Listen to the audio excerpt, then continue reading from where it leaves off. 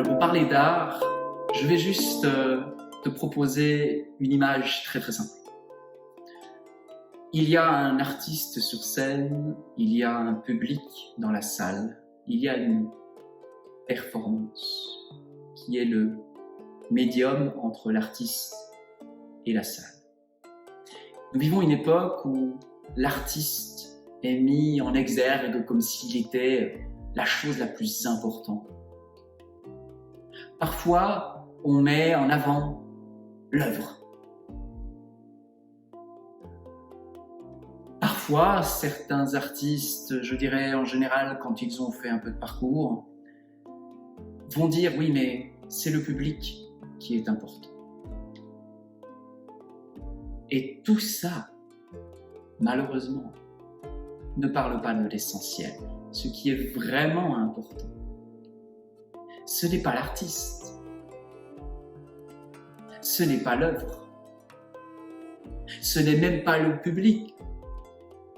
Ce qui est important, c'est la vie qui résonne, qui s'éveille, qui reprend force, qui s'épanouit à l'intérieur de celui qui est touché par l'artiste à travers l'œuvre.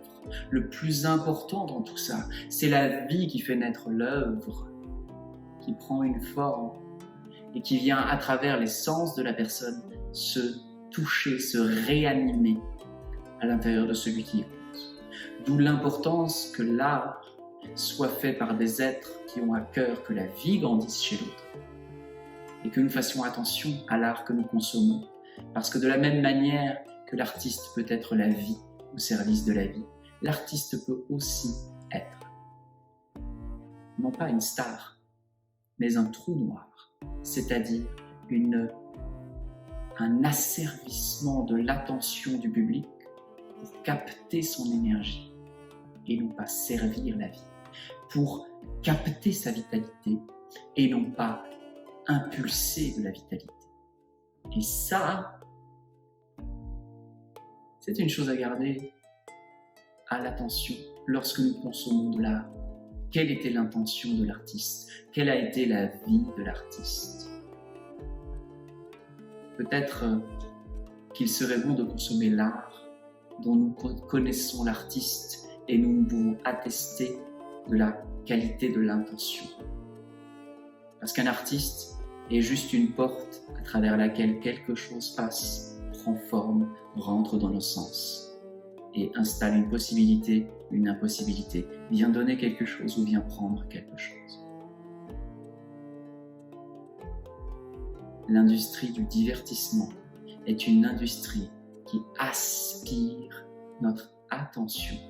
La question que nous pourrions nous poser, c'est que devient cette attention que nous donnons à cette industrie?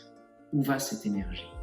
Où va cette énergie que nous infusons lorsque nous regardons cet art-là et qu'à la fin, nous ne nous sentons pas plus en vitalité, plus heureux, plus épanouis, plus revitalisés? Si l'art que nous consommons ne nous revitalise pas, nous devons nous poser une question sur est-ce qu'il ne nous dévitalise pas? Voilà une question sur l'art que j'avais envie